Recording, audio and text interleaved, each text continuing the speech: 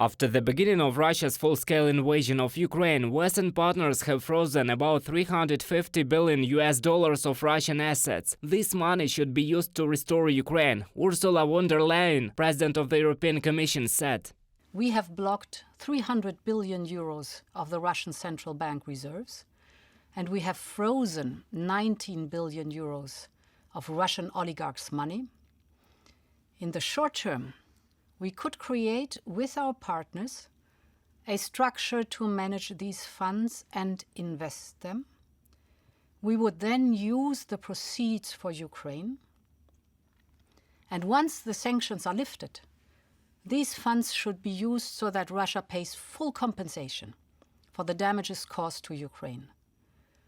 We will work on an international agreement with our partners to make this possible. And together we can find legal ways. Ukraine is ready to create a special fund where confiscated assets will be concentrated. These funds will be used to compensate to the victims of the war and to restore the destruction caused by Russian shelling, the Ministry of Justice of Ukraine reported. The head of the ministry, Denis Maluska, met with colleagues from the G7 countries and enlisted their support in this issue. The next step will be a meeting of the countries that supported our initiative to create a compensation mechanism and remove immunity from Russian gold and foreign currency reserves in order to proceed to the preparation of the text of an international treaty. Denis Maluska, Minister of Justice of Ukraine, from the statement on the website of the Ministry of Justice of Ukraine. Ukraine offers all countries that have frozen Russian money to conclude an international treaty allowing the use of Russia's foreign exchange reserves. Partner countries will be able to sign it and start the confiscation procedure. In addition, each country must make additional changes to its legislation. $300 billion of Russian central bank reserves that are stored in G7 banks. So there's $300 billion of Russian central bank reserves that are in G7 banks. And that money is already frozen.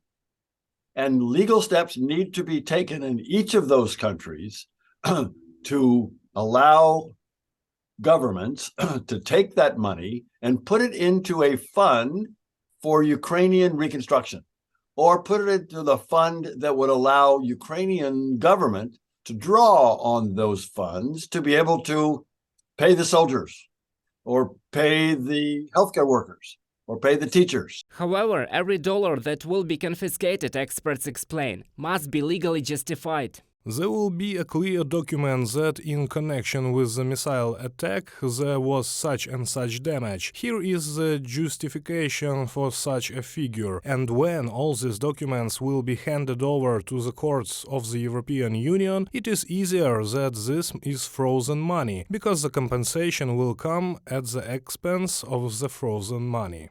Russia has committed more than 60,000 crimes against Ukraine, according to the Prosecutor General's office. Expenditures on the war against Ukraine, according to Forbes, are more than $80 billion, almost a quarter of Russia's annual budget. And that's without taking into account the defense expenditures that have already been budgeted. The launch of just one missile, for example, Caliber, costs Russian taxpayers $6.5 million.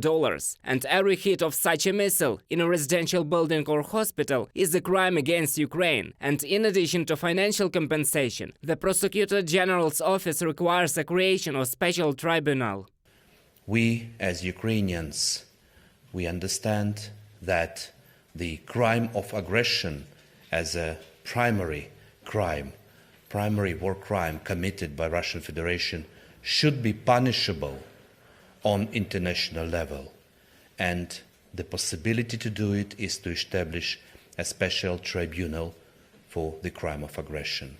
And we also know that all harm and all damage caused by Russian aggression should be compensated by the assets of the aggressor. The fact that European officials supported Kyiv's proposal for the transfer of assets is primarily a credit to the Ukrainian army. Victories on the battlefield bring victories on the diplomatic front as well. Reported by Roman Smoler, Faina Vasilenko, UATV News.